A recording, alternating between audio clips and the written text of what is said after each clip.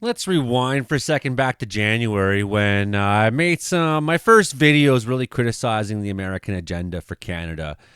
If you recall back then already, people were talking about maybe we shouldn't go to the United States and talking about this in context of the trade war. And I said, well, beyond that, I don't think you want to go to the States anymore because I don't think it's safe as a Canadian to go to the States. You know, like you could be going there as a tourist and find yourself easily wound up in an ICE raid. And next thing you know, you're in Guantanamo fucking Bay. And people thought I was being a little alarmist. And here I am to tell you it's happening. It's happening. We now have a case that's come across my Facebook, and I had to look into this for a minute because it's not on the news anymore. This is just a mom putting this out in her Facebook, but I looked at it, and it seems like people on the chat, on the thread, know who this woman is, know who her child is that's gone missing in this ICE raid. So Canadian missing in the United States. And she's not the only one. We have an example now of a British backpacker who was seized trying to come into Canada, and she's vanished. We have another Palestinian who's gone missing, who is a green card holder, and no one knows where he is right now. So this is what people are saying is the Trump Gestapo. I think we must talk about it right now. Why do you want to not go to America? Here's why. There it is. This is bad news. My God. Falling out right now. Anything could happen. Get on! Wow. I'll watch the video later. People are not even in water. They climb up in this. So when I first saw the post, I was quite suspicious. And why wouldn't I be suspicious? I mean, people say things on the internet that's pretty random and pretty... there's a lot of disinformation out there. There's a lot of people who are sharing what they think is real information, copy paste and whatnot. So I had to make sure, first of all, this wasn't a copy paste, that it was this person, Alexis, talking. And it seems to be that way from the comments, and we'll look at that in a minute. So here's what she's posted on her Facebook, and we'll have a look. There's Jasmine's face, okay? My daughter, Jasmine, a 35-year-old Canadian, attempted to enter the U.S. on March 3rd, 2025 with a consulting visa for a company in the States. Unfortunately, her visa was denied, and she was detained by Immigration and Customs Enforcement, ICE, at the San Isidro border crossing, where she was held for 3 nights. From there, she was transferred to Otay Mesa Detention Center in San Diego and held for another 3 nights. On Sunday, March 9th, the online tracking system indicated that she had been released. We assumed this meant she was being deported and escorted to an airport. However, 24 hours later, there was no sign of her, no communication, and we were extremely worried. We eventually learned that about 30 people, including Jasmine, were forcibly removed from their cells at 3 a.m. and transferred to the San Luis Detention Center in Arizona. They are housed together in a single concrete cell with no natural light. Fluorescent lights that are never turned off, no mats, no blankets, and limited bathroom facilities. Communication with her has been extremely sporadic, and it's only thanks to one of her close friends with contacts in the United States that we have been able to receive updates. Yesterday, Austin Grabish, a reporter from ABC 10 News, was able to interview Jasmine. He also interviewed her friend that has been working tirelessly from Vancouver to bring Jasmine home. I'm going to see if I can find this. The story will air tomorrow, and from there we hope to other broadcasters will pick it up. So tomorrow we'll look for this story to come out in the media. Sounds like it's going to. What we have learned from the ICE system and its treatment of detainees is it's inhuman and deeply concerning. Being detained is one thing, but there's no excuse for the way people are treated while in custody or for the delays in deportation. They're not criminals. They just want to go home. We are doing everything we can to bring Jasmine home. We're in touch with the Canadian consulate in San Diego, but there's little they can do at present. A lawyer is working on a release, but progress is slow. I am humbly asking for your support, sharing this story widely through your networks. Jasmine is an adventurous and hardworking young woman, and we desperately want her home. Thank you.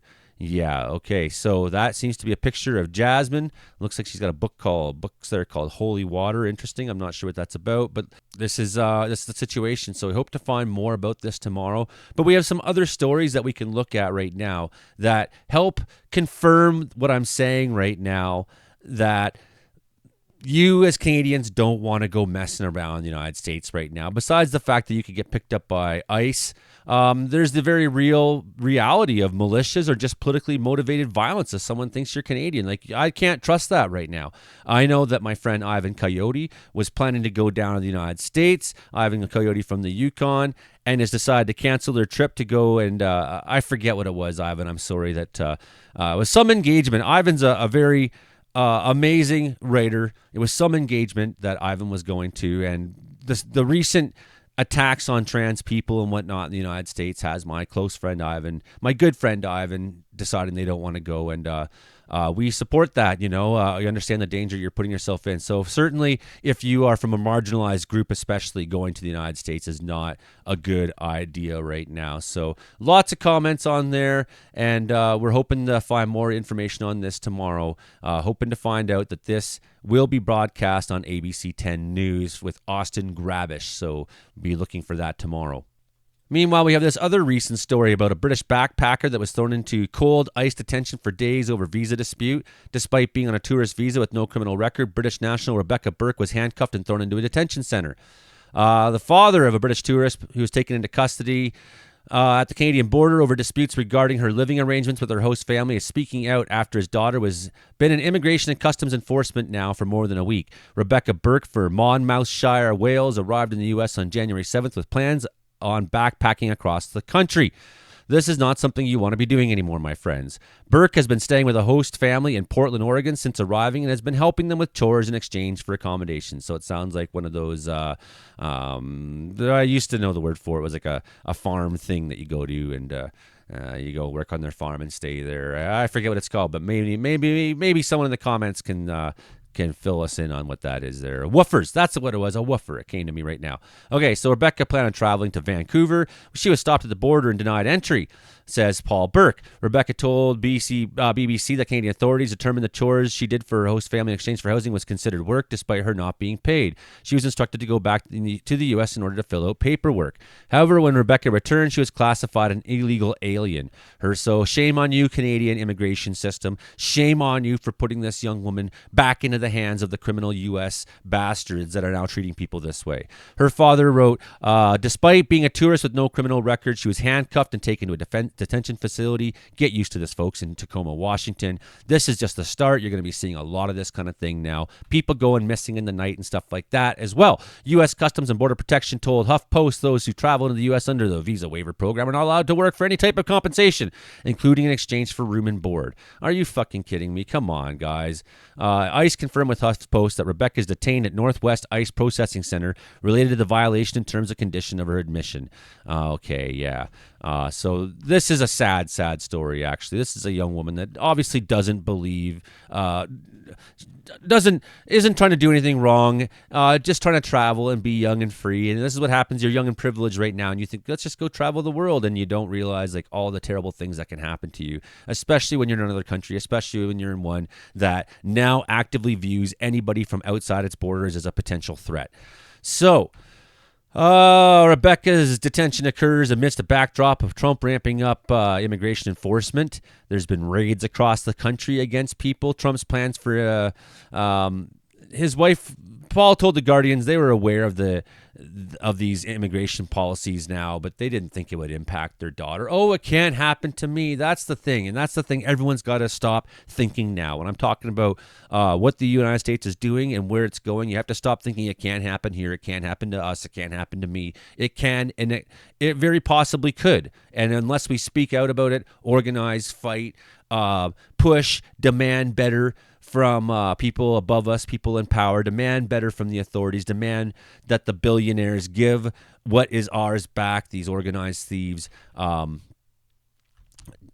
is going to keep happening, and it will eventually happen to you. Eventually it will happen to you just like it happened to these people. We're horrified about what was planned for immigrants and illegal aliens, just like many people around the world were. But I didn't think that we were illegal aliens. Wake the fuck up, people. You got to now. Student connected to pro-Palestinian protests last year has been detained by ICE. This comes on the heels of President Trump announcing the university will be stripped of federal funds. Eyewitness News reporter Sonia has the latest from Morningside Heights. Sonia.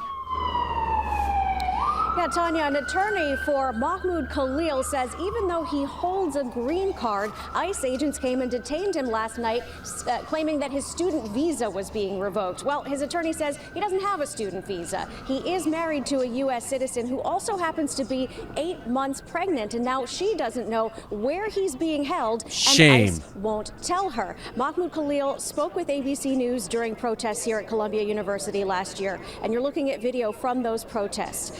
Khalil, who is Palestinian, was a student negotiator when there were tents on campus. Now, he graduated in December but still lives in the neighborhood. He was arrested at his home, according to his attorney, who says agents claim to be following a State Department order. That attorney, Amy Greer, says ICE's arrest and detention of Mahmoud follows the U.S. government's open repression of student activism and political speech, specifically targeting students at Columbia University for criticism of Israel's assault on Gaza. Now, State Assembly member Emily Gallagher added in a social media post, "You can't detain someone and revoke their legal status because you don't like their speech. That's not my opinion. It's central to the rule of law." And the New York Immigration Coalition says if someone with a green card is suspected of committing a crime, well, they'd have to be arrested for that first. ICE agents or Department of Homeland Security, they actually can't revoke anyone's green card. You have to go through a court process, and that means that an immigration judge would have to revoke it, not an agent who's walking in the street haphazardly looking for anyone who may fit a profile that they're looking for and say, you know what, I'm going to revoke your visa. That's not how this works. President Donald Trump has said he wants to have foreign students deported and detained if they're seen as agitators in campus protests, and advocates say this is a very dangerous policy. The administration also announced Friday that it is cutting $400 million in grants and contracts for Columbia University because of what it says was its failure to support anti-Semitism on campus. And there you just heard it. You just heard it for what it is. That anyone who opposes this ethnic cleansing policy now in Gaza is an anti-Semite. You know, we've been hearing this rhetoric for a long time, and it's been excusing war crimes for a long time, and we need to call it out when it happens. Is he a war criminal? No. Simply speaking out about the colonization of Gaza and the West Bank and places like that in modern-day Palestine, the continued occupation of Palestine, does not mean that you're with Hamas, okay? These are different things. So I got an article here from Jordan Zarikin.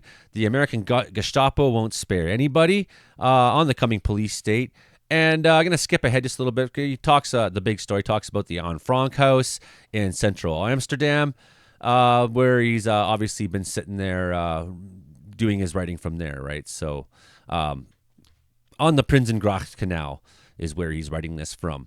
So the breaking news hits as he's there. March 6th, Mahmoud Khalil emailed the interim president of Columbia University with a desperate plea. "I haven't been able to sleep, fearing that ICE or a dangerous individual might come to my home."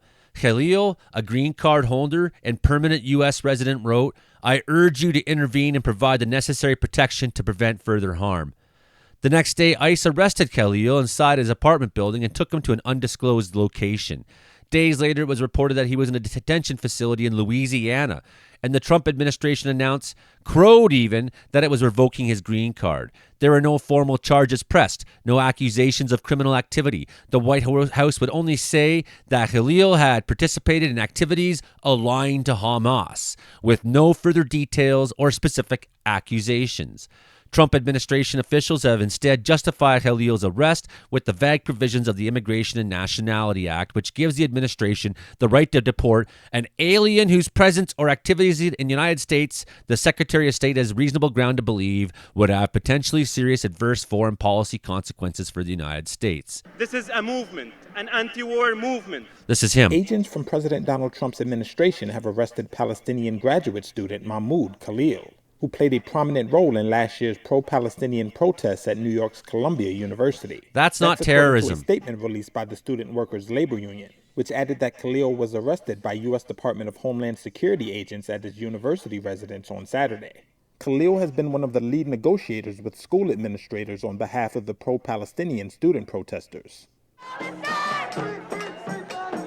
His detention appears to be one of the first efforts by Trump to fulfill his promise to seek the deportation of some foreign students involved in the pro-Palestinian protest movement against Israel's war in Gaza that swept college campuses last spring. A spokesperson for Columbia said the school was barred by law from sharing information about individual students. Spokespeople for Trump, DHS, and the Department of State did not respond to questions. It was not immediately clear on what grounds DHS agents arrested Khalil. Khalil's arrest comes on the heels of the Trump administration canceling government contracts and grants awarded to Columbia University worth about $400 million. Free The speech government under said the attack. cuts in the student deportation efforts are because of anti-Semitic harassment at and near Columbia's Manhattan campus. Bullshit. In response, Columbia's interim president said the school was committed to combating anti-Semitism and was working with the federal government to address their legitimate concern. Everyone who's reasonable and is a humanist wants to end anti-Semitism. That includes myself big time. My criticism on the occupation and ongoing war and genocide of the Palestinian people is not based on a religious or racial perspective. It's on what are people doing in opposing those actions. And the actions of Zionism, the political movement, is not the same thing as Judaism, is not certainly the same thing as people who are ethnically Jewish. We don't draw those same parallels. They're not the same, okay? The reality is a great deal of people in Israel who are Jewish oppose what is happening in Palestine right now. You don't hear that on the news, but that is the truth from within the country. And anybody who's been there for a long time knows how divided Israel is from within on these matters. Meanwhile, back to Mahmoud. So, in what way did Khalil present a serious threat to U.S. foreign policy? A Syrian-born Palestinian, Khalil led some protest at Columbia against Israel's ethnic cleansing in Gaza, then helped to lead negotiations between protesters and a school when tensions were at their highest. A distinguished grad student, he finished his coursework without incident in December and is due to be awarded his master's degree in May. He has continued to live in campus housing with his wife, a U.S. citizen who's 8 months pregnant.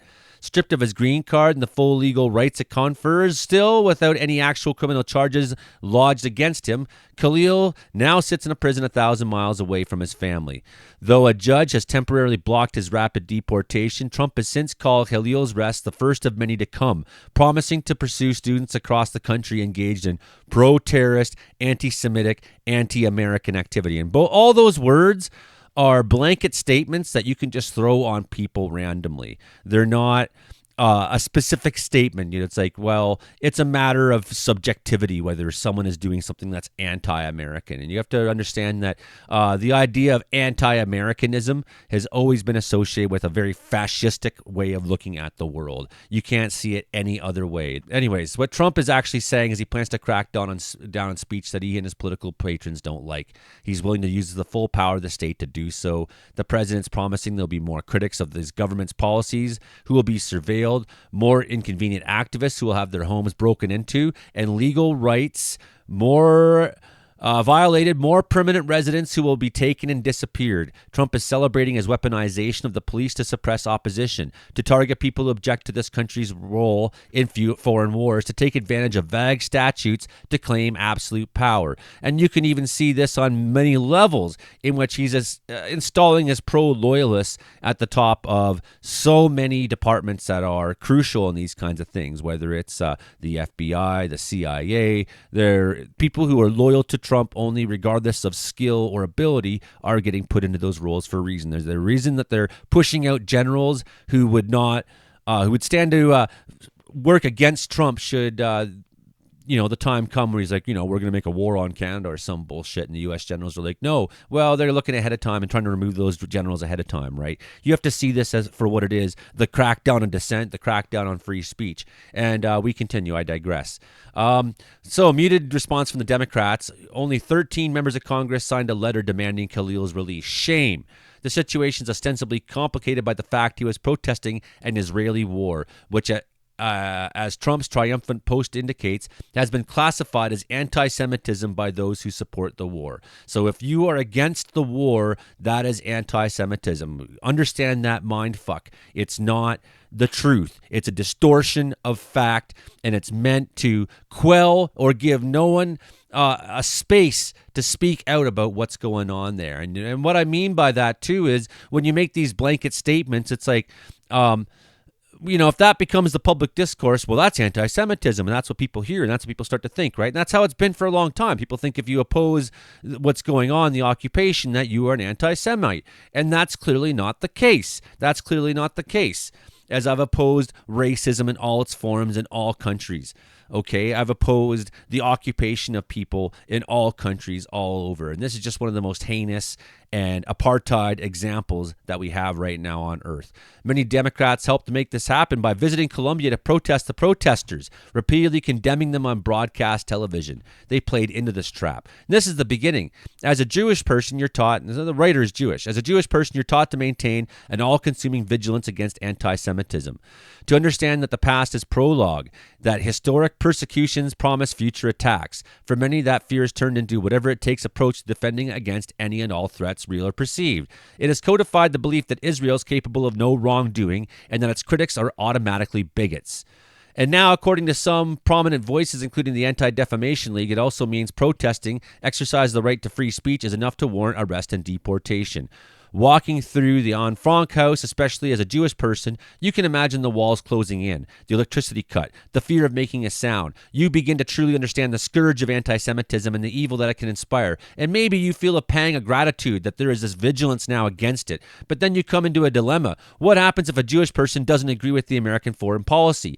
I do not think that Khalil hates Jewish people. Many of his fellow student protesters were in fact Jewish. But whether or not he is an anti-Semitic person is immaterial, because what is happening to him and what Trump has promised will happen to others like him will not end with Palestinian protesters. It never does. This is just the in to start this agenda. The far right has been setting the legal infrastructure and priming the social conditions for far-reaching attacks on other groups of people.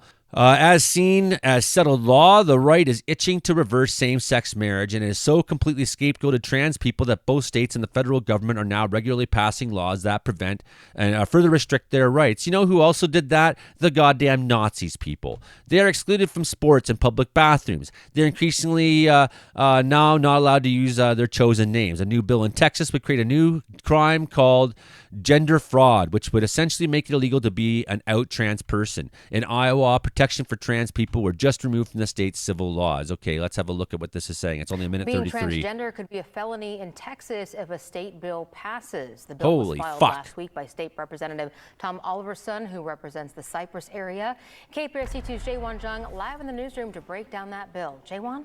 Hey there, Lisa. This bill could charge transgender people with gender identity fraud. That means trans people could face jail time and a fine up to $10,000. This bill is the first of its kind nationally. It states the person who commits this offense, if they knowingly make a false or misleading verbal or written statement to a government agency or employer by identifying the person's sex as the opposite sex as assigned at the time of birth. Representative Tom Oliverson, representing Cypress, filed the bill last week. Last month, another Texas state representative, Brent Money, filed a bill which would make it illegal for a healthcare provider to treat patients with puberty-suppressing medication. The bill is similar to a state law passed in 2023, which prohibited the treatment for minors.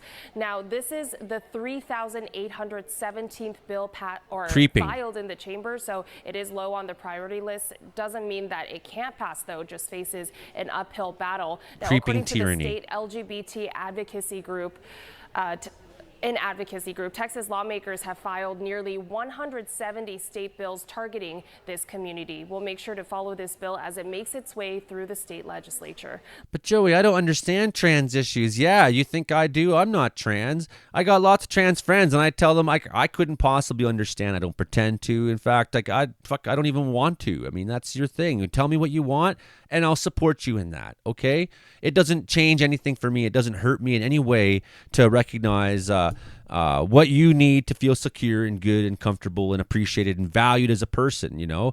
And I do value my trans friends. A lot of them are brilliant, brilliant people. And I gave Ivan Coyote as an example earlier this episode. Someone that you should all look up to as a writer, as a mind, as a poet, as a visionary, a person who has a really broad understanding of what reality is, what it means, what the human experience is like, what the natural world is like. I have a lot of respect for Ivan Coyote. Do I understand all of Ivan's transgendered issues? No, I don't. Will I stand and fight for them? For Ivan to be treated the way they want to be treated? Yes, I will. Absolutely. And I'll stand for you to be treated that way too, whatever your thing is, okay? As a straight guy, the world is my oyster. Right? But those friends accept me for who I am, and I accept them for who they are. And that is the definition of solidarity. So back to this fucked up story on free speech and whatnot. Americans are caught up in ICE raids.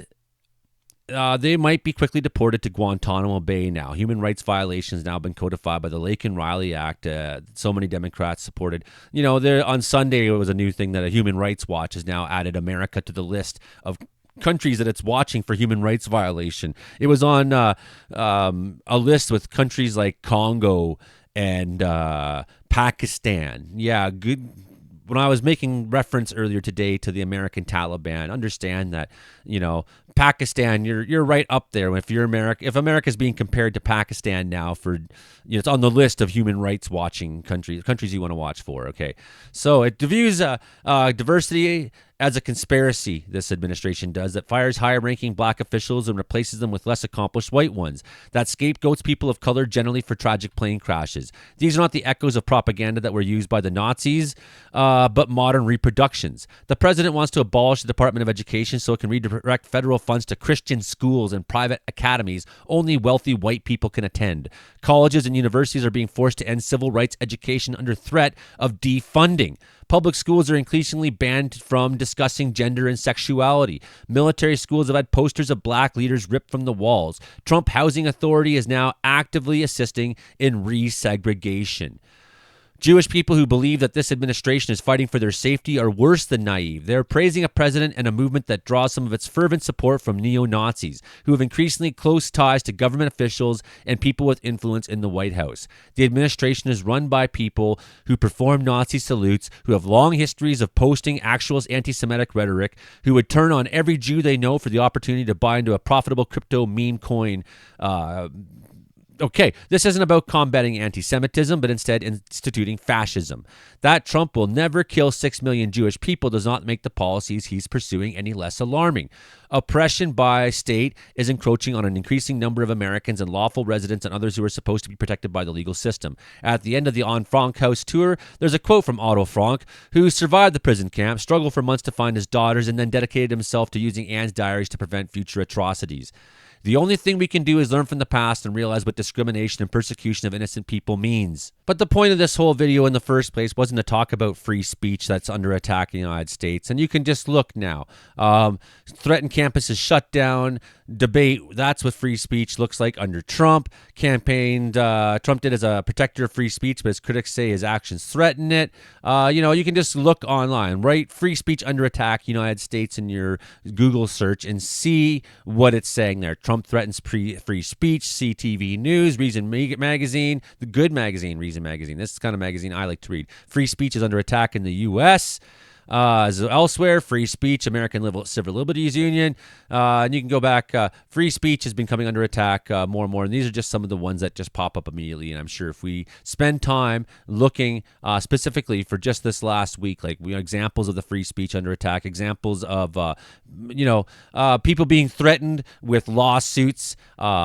Yes, the example of CBS getting sued for billions by Trump over bullshit, okay? So federal funding crackdown, permissible restrictions on expression. So this is all endless stuff on the matter. But today, really what I was trying to get through to you is if you're a Canadian, you're planning to go to the United States, understand you're walking into a fucking disaster zone right now where you could be hurt by conspiracy nuts and militias. You could be hurt by immigration. You could be hurt by a number of things down there, right? It's not safe for Canadians to go to America right now.